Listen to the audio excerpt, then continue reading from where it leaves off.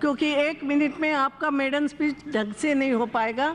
Some other time बिल्कुल आपको अच्छे से समय दे देंगे। I am sorry, no, 1 minute में आप कुछ नहीं बोल पाएगी, तो बोलिए 1 मिनट में मैं तुरंत बंद कर दूंगी। मैडम आप सबको इतना टाइम दे रही हैं, आपको 1 ही मिनट मिलेगा, बोलना हो तो बोलो, इसलिए मैं बोल रही थी कि आज मत बोलो। 1 मिनट में तो कोई कुछ भी नहीं बोल सकता। हाँ, तो इसलिए फिर कभी बोलना, अभी लिखित में रख देना। नहीं, हमारी पार्टी की तो बात रही जाएगी। नहीं, कुछ नहीं रहेगी लिखित में। No, note to you now.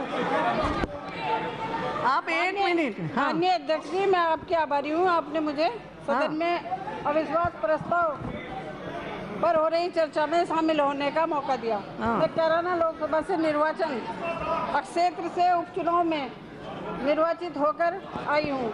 मेरा संसदीय क्षेत्र गन्ने की खेती के लिए जाना जाता है। किसानी और मजदूरी से जुड़े सवाल वहाँ के लिए सबसे ऊपर हैं। अध्यक्ष जी, चुनाव में लोगों से संपर्क करने पर उनके दुख दर्द का पता चला। समाज का कोई भी वर्ग खुश नहीं है। समाज का कोई भी वर्ग खुश नहीं है। सिर पर कोई भी वर्ग खुश नहीं है। किसान मौसम की हर तरीके की सख्ती अपने सिर पर झेल कर फसल उगाता है और सरकार उसकी फसल का वाजिब मूल्य नहीं दिलवा रही है।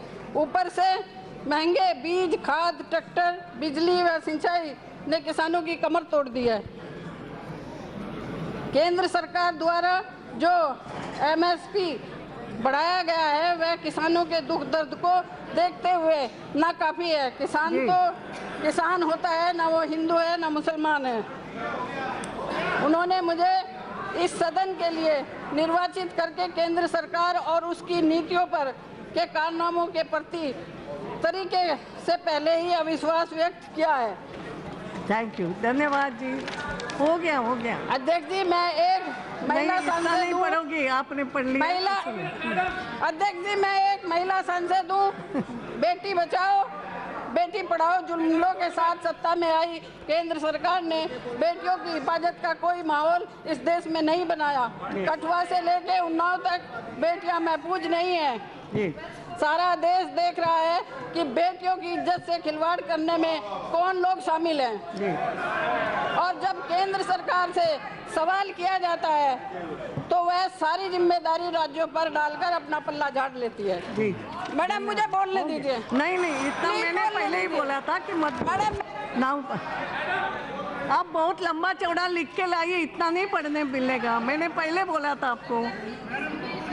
सबसे पहली जिम्मेदारी। आप बिल्कुल बैठ जाओ। अध्यक्ष जी, किसी भी सरकार की सबसे पहली जिम्मेदारी समाज के सभी वर्गों में मोहब्बत और इंसानियत को बढ़ावा देने की है और ऐसे कदम उठाने की है कोई भी संगठन या व्यक्ति हम देशवासियों के बीच नफरत न पैदा कर सके। लेकिन इस मोर्चे पर केंद्र सरकार पूरी तरह से विफल रही है। केंद्र सरकार की विफलता को देख माननीय उच्चतम न्यायालय को दखल देना पड़ा और मॉब लिंचिंग के रोकने के लिए कानून बनाने की सलाह केंद्र सरकार को दी। कल ही इस सदन में माननीय गृह मंत्री जी ने मॉब लिंचिंग पर सदन में अपने विचार रखे। उनके विचार पूरी तरीके से मामले को हल्का करने वाले हैं और अपनी जिम्मेदारी से बचने के समान है। कानून व्यवस्था व समाज के कमजोर कमजोर आपने बात रख दी। सुरक्षा व सम्मान से जुड़े सवालों पर का जवाब पूर्व की सरकारों की जरूरत महसूस हुई तो उन्होंने कानून बनाकर जरूरत को पूरा किया, परंतु वर्तमान केंद्र सरकार अपनी सारी जिम्मेदारी डाल रही है। अपनी विफलता को छुपा रही है। अनुसूचित जनजाति के सदस्यों, अल्पसंख्यकों, आदरणीय प्राइम मिनिस्टर।